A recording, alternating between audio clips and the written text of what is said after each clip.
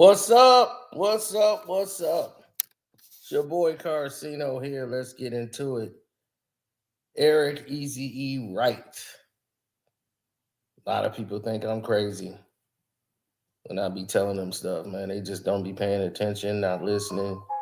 It's a whole lot of nonsense been going on around here. But let's say it just to be clear so that people will understand like the prowess of what's happening. When people start to understand, then they'll start to get the picture. Eazy E was a lot smarter than your average bear. And they never gave him the credit that he truly deserved. And because they didn't give him the credit he truly deserved, he was suffering after his death because he died so rapidly. The people never got a chance to see, understand, or even be a part of what it is that he brought to the table because he was already gone. And that loss was substantial. And it put a lot of people in, his loss put a lot of people in position to rise to the top.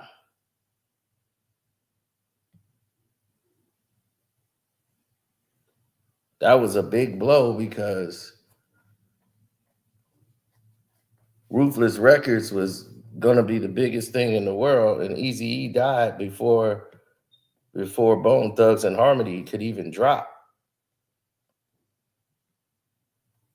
which messed everything up. Like they had a what you would call an EP. The first Creeping on the Come Up was not really a full album. Their first real album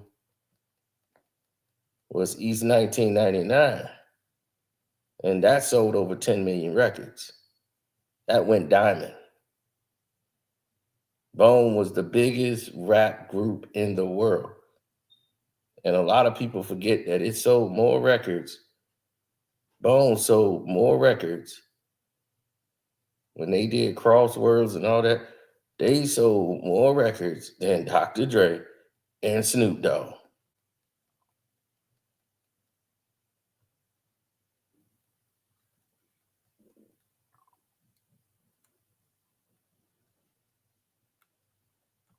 Absolutely.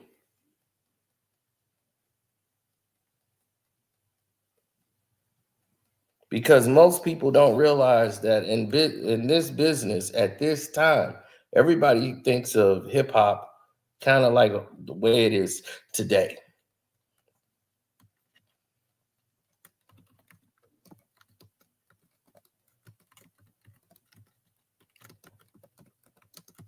hmm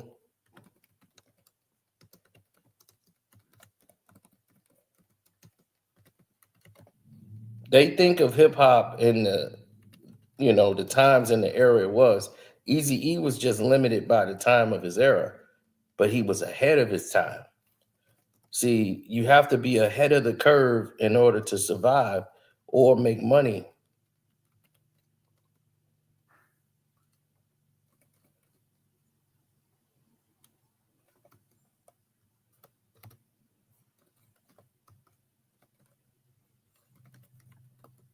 hmm Now,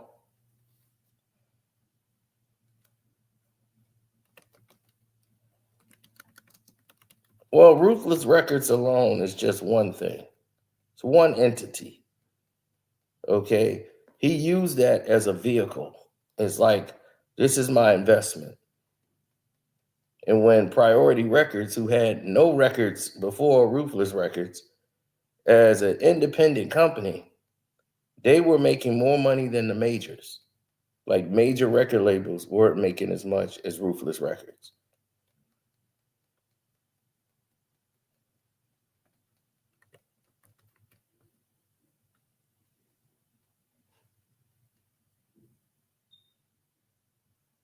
Well, the Straight Outta Compton movie told a story that didn't sit with people in the rap world, a lot of people who was around that time was like, that ain't true.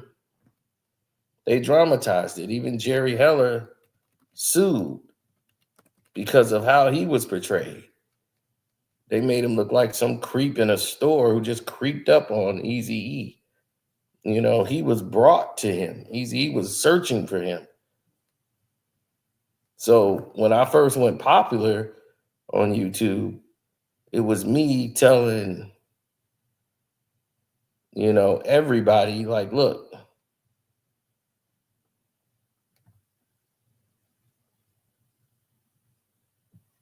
this is what it is.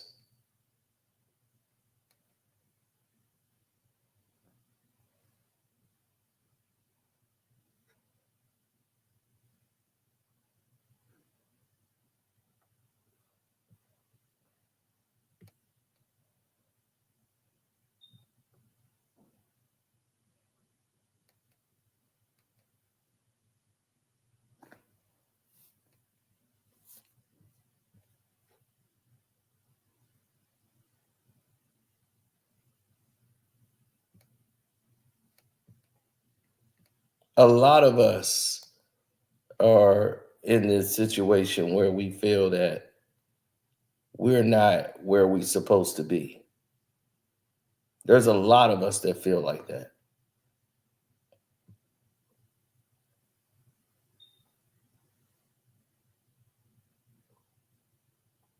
On the real.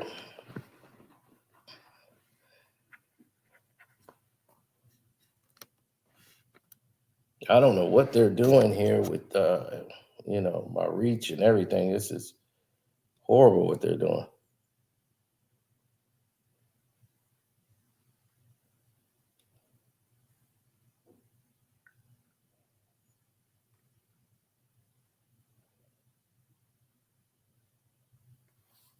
Now,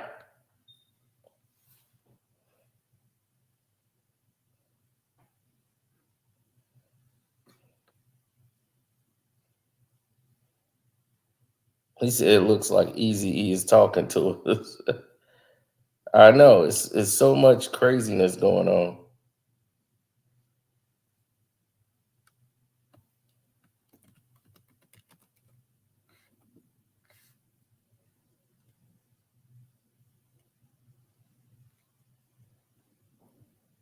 Well, the nature of the situation is just crazy, period.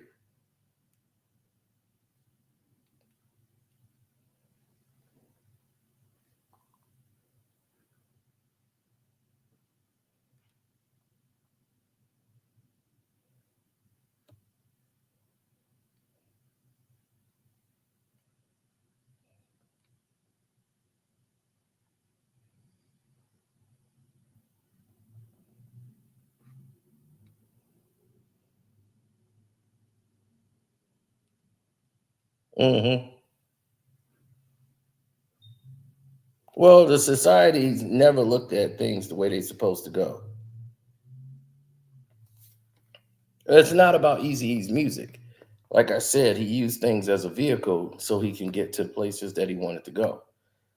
For instance, Eazy-E had a very high, ownership stake in a company he was coming out with his own speakers. A lot of people didn't know that. He got a commercial done and everything for him.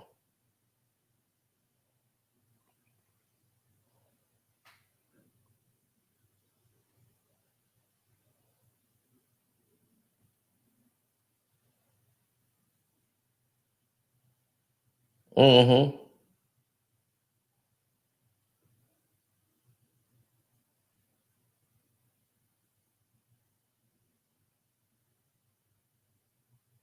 Well, there's a lot of misconceptions that comes along with the process of what you see and what you don't see, or what you particularly don't understand.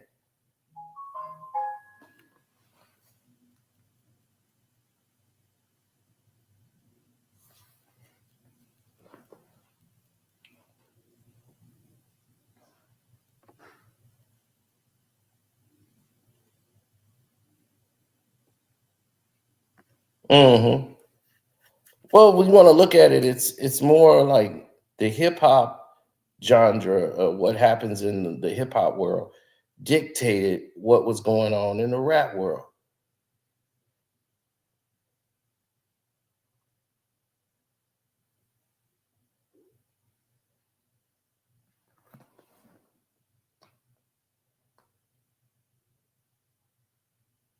He made it very essential for people to gravitate to his style. Easy E was very unique in that way.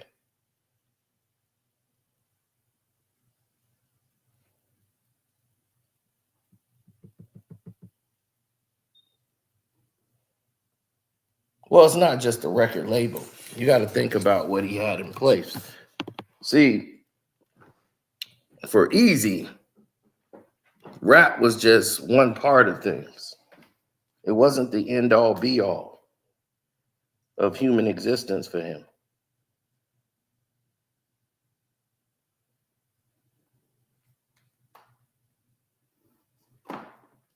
That's not how he thought. That's not how he got down. It's not what Easy was about.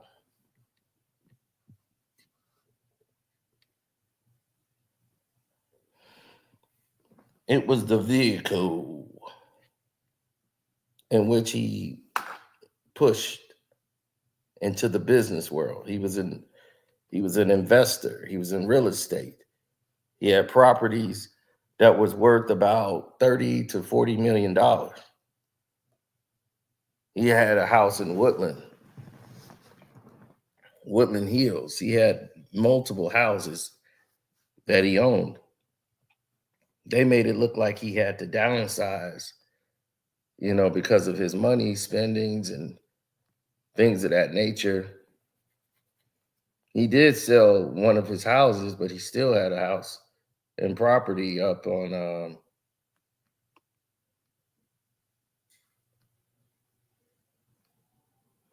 yeah, in Woodland Hills. He had them everywhere.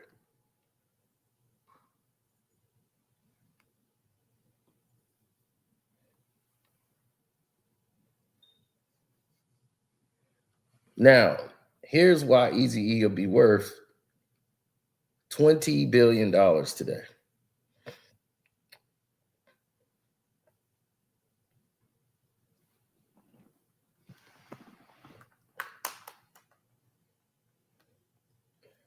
Easy Eric Wright, known as Easy. First off, he knew to get to in that game at that time, radio is everything.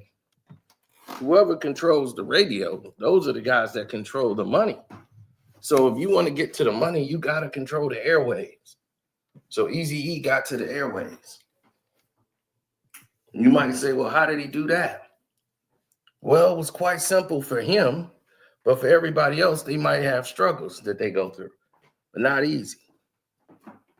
Easy went ahead and took care of the business the way it was supposed to be handled. So when he took care of the business and the business end of it, he handled it the way it was supposed to be handled. He knew I need to get to the radio. So he went on 92.3 to beat and did a deal with Dominique and got on the air and got a time slot. He bought a time slot to have Ruthless Radio on. This was the building blocks. Magic Johnson had owned all these radio stations. He bought them when he first got playing in the NBA. So in the early 90s, he was getting ready to sell the radio stations. And they told him, hey man, black people ain't supposed to own that. He didn't know how lucrative these radio stations was that he owned. He didn't really do anything with the radio stations. He just had them. So Easy E was gonna buy it off Magic Johnson. Magic owned probably 5 stations. They couldn't have a black man owning the radio. They didn't want that. So Magic was told to sell it. until instead of getting Eazy E just one of the stations.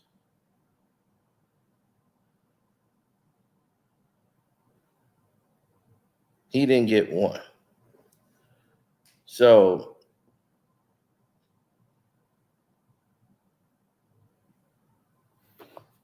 Eazy knew I got to buy my own radio station, and I'm going to get it, but I'm going to start on Ruthless Radio. So on W2.3 to beat. So when one come available, I can grab it, even if it's an AM station. I can push the popularity over there and promote it. People will be there. They get to hear the music they want to hear. He knew what he was doing.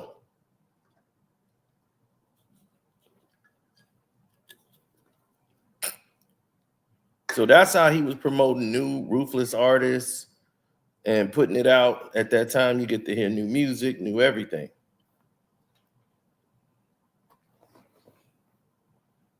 Then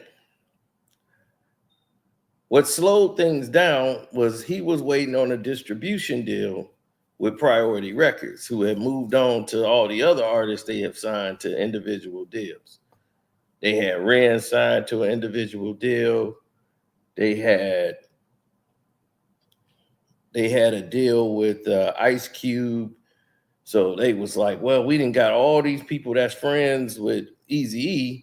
Instead of them signing with Ruthless and then coming to us, we can just go directly to them and get them a deal. So now that's cutting into Eazy's money, cutting him out the deal. And now they want to cut ties with him because they want to partner with Dr. Dre now. They don't want to mess that up.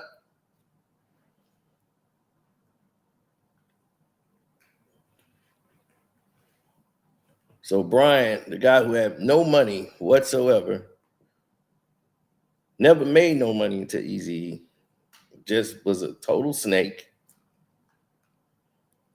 And Eazy said, all right, well, we'll find a new distributor.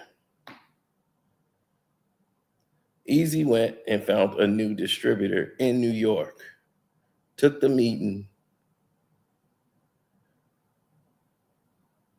and it was on. But not only that, not only did he find a new distributor, Eazy E has signed Toker and Mr. Capone to his record label. Not only did Eazy E come back and revolutionize the game, but Eazy E also put some things in place.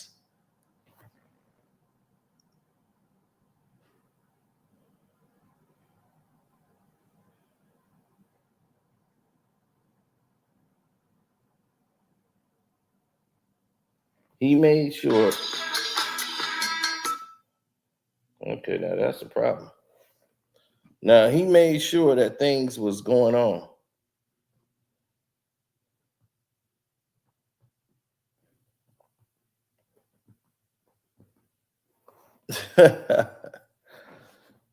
See, you got a black signal. You got to remember at the time, Dr. Dre was broke.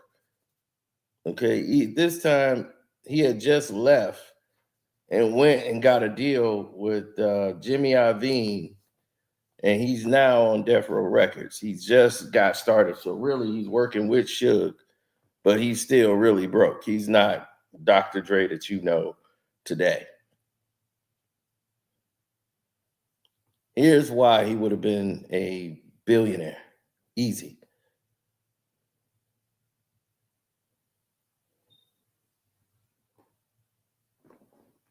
He went down to the different parts of what a actual. Oh, this is way before ringtones. This was like cell phones was not even a common thing at this point. In 1995, he did a deal with the speakers called Eazy E's Ruthless Bass Shakers by Aurora Systems. Now, these are speakers that you can carry on your back. It's like a backpack and a speaker on your back that would pump out the music. You could actually carry it on your back like a backpack. And this is like 95. And then they had ones that you could put in cars everywhere. You could do whatever you wanted with it.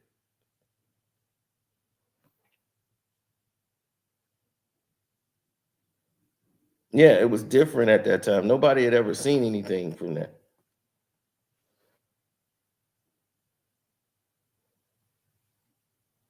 It was revolutionary. Nobody had ever seen anything like that. They were like, "What is this?" Yeah, they were literally thrown back and thrown to the side by it because it was just something revolutionary. They had never seen anything like it.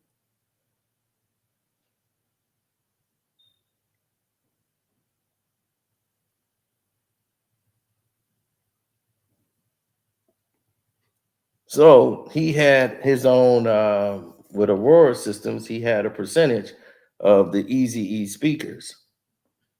Now, the Easy E speakers that he had with Aurora Systems, Easy E would have taken that and probably bought into a whole different thing now, as far as where it would come from streaming, him selling speakers.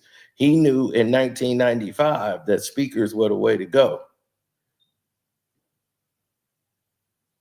Something that Jimmy and Dre did when they started Beats Music. They took his formula and what Easy E was doing. But like I told you, Easy E was limited by the technology of his time.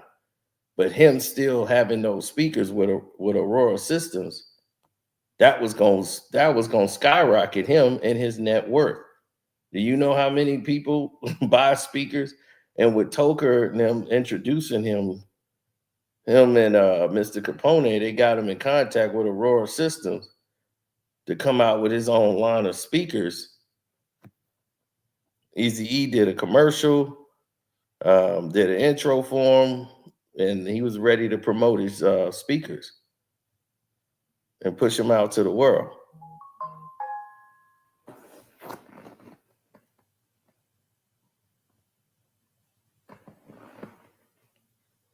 A major problem ensued when these guys all went to a whole different level when it came to the actual reach and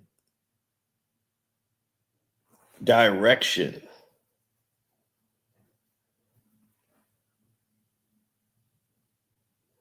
Yeah, because at the same time, Easy E had a video game by Mandingo Entertainment called what was it called? Hidden Switches, which was the first GTA game on Super Nintendo. Hidden Switches, Motown Games on Super Nintendo. He had a deal with Super Nintendo, and he had his own game on different formats, and it's and he had one with Motown Games that's called Rap Jams with rappers playing basketball.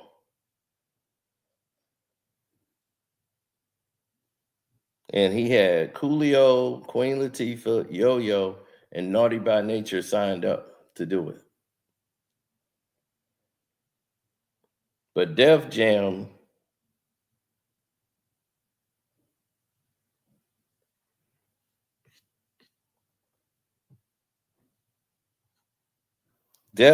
came in eventually and took that idea and made Def Jam Vendetta.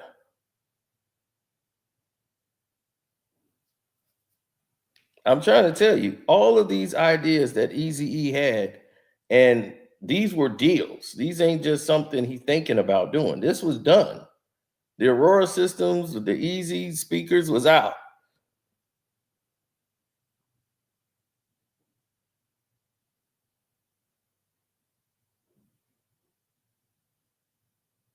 So Easy's passing stopped all of it because nobody else was there that could really run the ship. His wife, she just didn't know the business ins and outs of what Easy was doing to really run the rest of the company. So all the deals, everything just died, but Easy was the brains behind everything. So he saw the vision of what the future was. So Beats Music is what Dre and Jimmy ended up coming up with. And then Apple bought it. So then it became Apple Music. So now Jimmy, who's not with Interscope anymore, is doing his own thing with Beats Music. Now you see in the direction in which they're going. Everything is a mess now, where it didn't even have to be.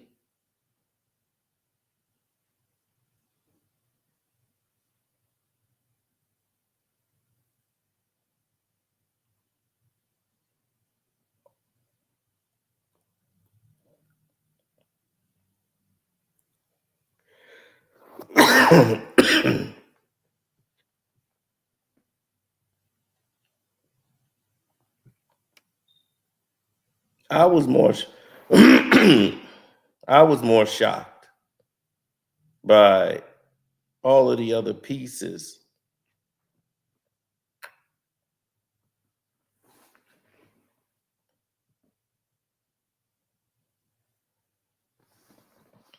Yeah, all the other pieces they were trying to put together. To me, that's where the shock and awe came in at.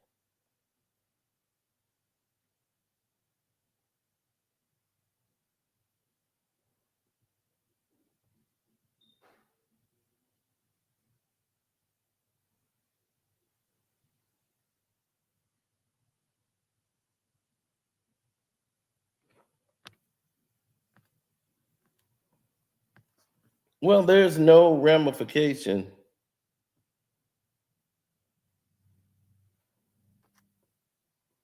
There was no ramifications for the things that happened. And when you start seeing that, you start saying, "Oh, I get it now. These people over here, they did X, Y, and Z."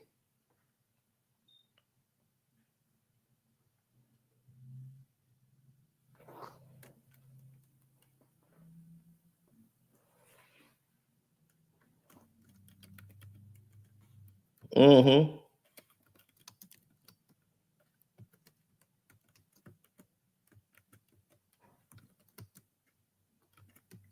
Hitting switches was a game where you ride in cars, hit switches, go around, see the city.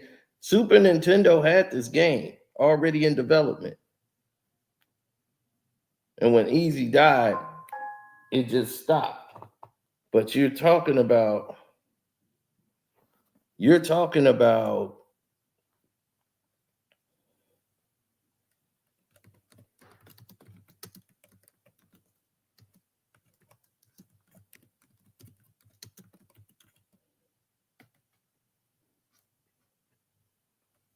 well, it's a massive amount of money. Because if you think about Easy E, that's 1995. If Easy didn't die and he had that, hitting switches would have been a game. Do you know how much they made off GTA? Off GTA, they made off GTA, um, I think almost $9 billion. Hidden Switches was the first GTA game.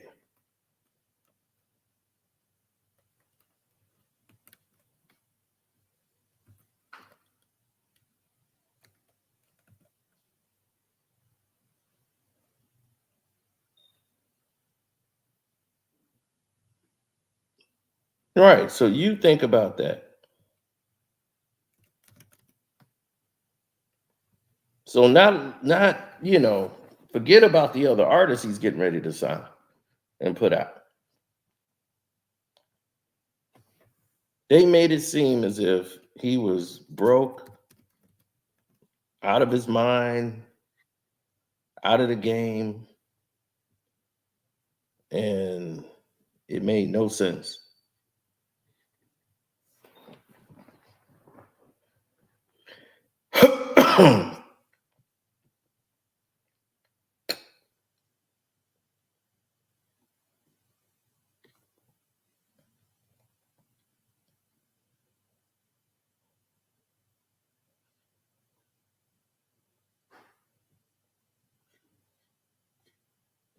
Well, they couldn't make the movie without Eazy-E's wife, so she made herself very prominent in the movie.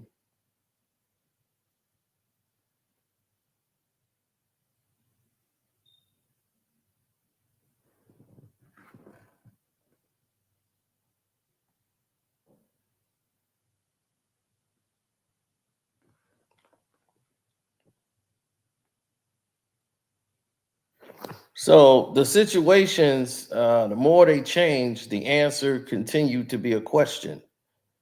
So if everybody in the parties knew what was going on, who would all be around for the innocuous nonsense that you heard prior? Easy E was that guy for a reason. You know, he was the man. They weren't gonna disrespect Easy. Who was gonna disrespect him? He put that in place. But many people didn't even know he had two. He had two Nintendo games coming out. So those games were like GTA. Hidden Switches was the biggest one because that would have been monumental for Super Nintendo. And they would have put out Hidden Switches 2, Hidden Switches 3, Hidden Switches 4, Hidden Switches 5. You would have kept seeing those. And you look at what GTA did.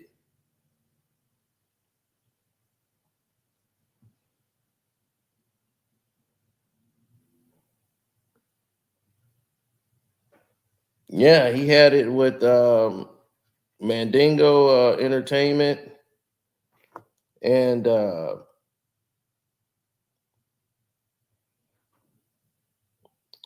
else? Motown Games. He had them with two different companies. Hidden Switches is what he did with Mandingo Entertainment, and it was basically GTA. Then he had basically the Def Jam Vendetta. What ended up becoming Def Jam Vendetta is what he called Rap Jams. He had that one. So Easy E was ahead of the curve. So everybody had their new music promoted on the game, and you will be able to play basketball in a celebrity basketball game. So it was a way to promote their music, the whole nine. He had that going on. He had damn, they just gonna blow my phone up.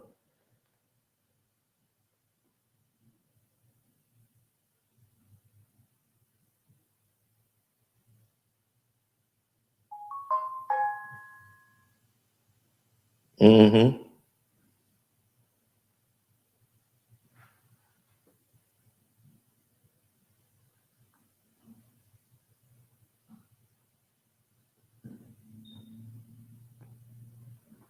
Well, Hidden Switches didn't have the violence.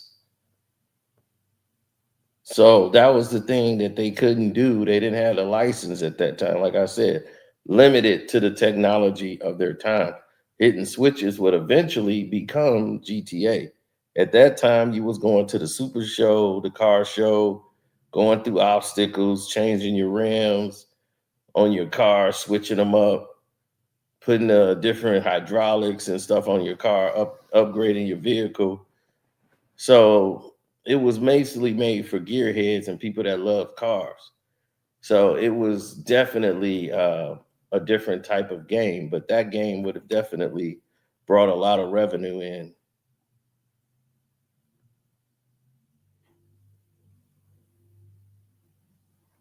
Yes, he was definitely ahead of his time. And now you see 20 some years later in 2014 or whatever, Dr. Dre and Jimmy Iovine come out with Beats headphones, and the rest is history.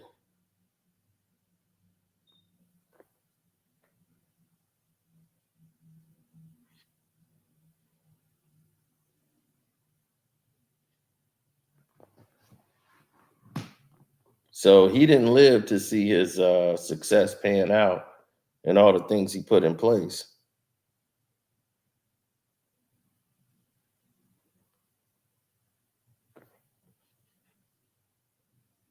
It's all about making that GTA. So yes.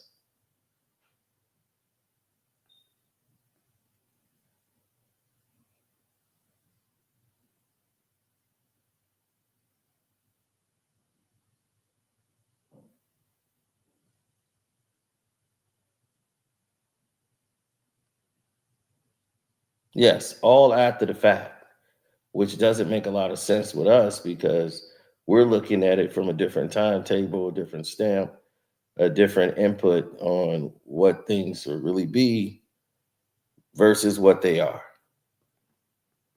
If you know if that makes any sense to you.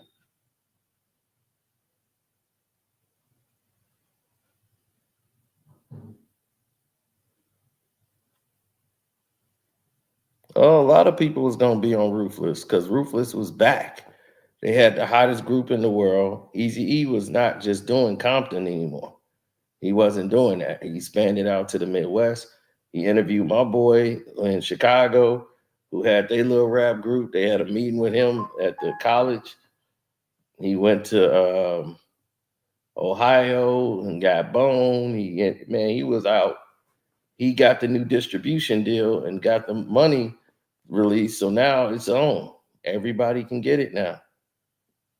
So that's what we keep telling people is that the movie portrayed him as a guy who was dead, down, and broke. That was not Easy E at all.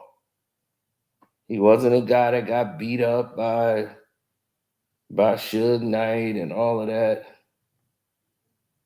Easy E had pretty much the entire South Side Crips. Like he had more power at that time than Suge Knight. Suge was just getting power because he had money. He never really was MOB. He rolled with those guys because he's from that hood, and he eventually, got down with MOB, but he was already a record executive by that time. He was just doing stuff with those dudes, but like he did some stuff in Miami when he played at the University of Miami. Like, hey, he did some Southern Cal or wherever it was. He did his thing. And he did some things while he was still in college. He would come home and get involved in some things. So he was still an affiliate though. Easy E was full-fledged multi-millionaire already. And you gonna put your hands on him, that's gonna be a whole lot of problems that he ain't gonna want to go through. And actions like that is what led to wars. And I mean, Eazy had a whole set behind him, not to mention Latinos. He was plugged because he showed legitimate love, for people, period. So yeah, they got that all wrong with E. But I ain't gonna hold y'all, man. I'm gonna get up out of here. Thanks for tuning in. Thanks for showing love. Thanks for the super chat. My cash app is Carcino. Thanks for your time. I'm out.